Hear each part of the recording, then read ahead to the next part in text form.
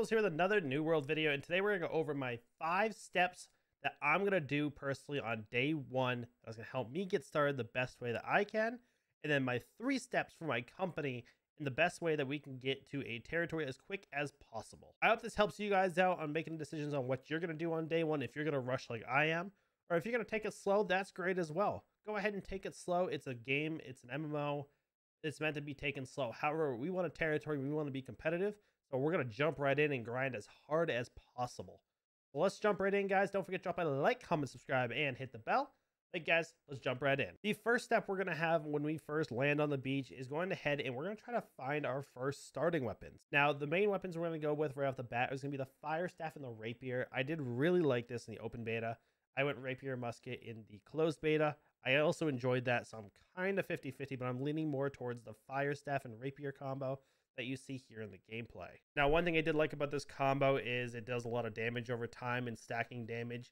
You can stack multiple burns with the bleeds of the rapier, and it's just, you do a massive amount of damage over time. And being able to keep up with that allows a large amount of damage going out to your enemies. That's why I kind of like this. So I'm going to aim for the getting the fire staff and rapier pretty quick off. I don't like spending the time leveling up the sword if we don't have to. If we can find a rapier or a fire staff first, we'll start with those and then find the second one right after that. But I don't want to be spending as much time leveling up the sword and shield if I'm never going to use it. It's kind of just time lost. The second thing is getting the main quest line started.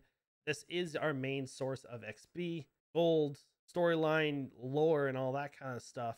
And I definitely want to get this started as quick as possible because doing these quests quickly is the best way to gain experience and money. And obviously through the faction or the main quest line, we're going to want to choose our faction.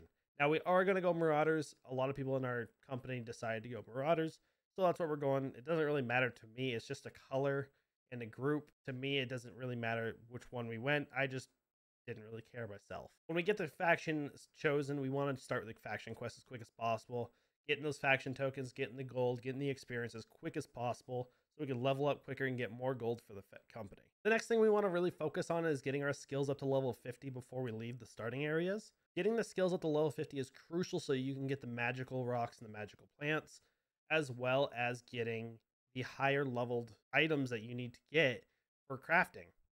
Getting these higher level gathering skills is able to allow you to gather new things, which allows you to level up your crafting skill. So we're really going to focus on this early on because I don't want to be left behind with this. And you definitely don't want to be left behind when you start getting to Weaver's Fen and you need to have like 175 harvesting or wood cutting or something along those lines when you only have level 50 because you didn't really focus on that in the early game.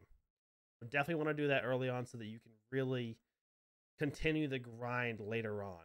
You don't have to backtrack to an earlier section to mine or harvest or something. The next thing is going to get the Amrine expedition underway as quick as possible. This will be one of your biggest ways to get gear, money, experience, items, quest stuff, and leveling up your weapons as well.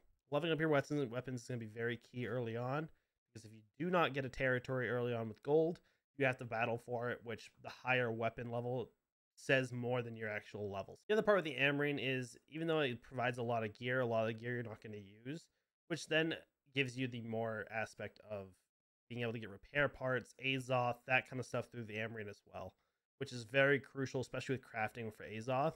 Azoth is used a ton in crafting, so don't waste it on fast travel. You definitely want to use this, and Amrine is one of those ways that you can get a lot of Azoth pretty quick. Now those are pretty much overall goals as an individual. Now we obviously have the company goals as well. So step 1 for the company is just to make the company, get ourselves established, get everybody in the company, get everyone connected and organized and stuff like that, get all the roles put in, all that stuff. The second thing for the company is we want to make as much gold as fast as possible to be able to put into the company so that we can buy a territory. Now the way we're going to do this is go ahead and start grinding quests, grinding items to sell in the market, and overall just grind as hard as possible to get the most gold as quick as possible. Now, a lot of this is doing kind of quests and stacking them up together. If you have a cluster of quests in one area, go do all those quests, come back, drop off all your stuff, go out and do another batch of quests. I don't like sitting there spending time walking 2 kilometers doing between 2 quests when I have a cluster of like 9 quests in one area. I can get all those done at once. I'll leave that last one alone.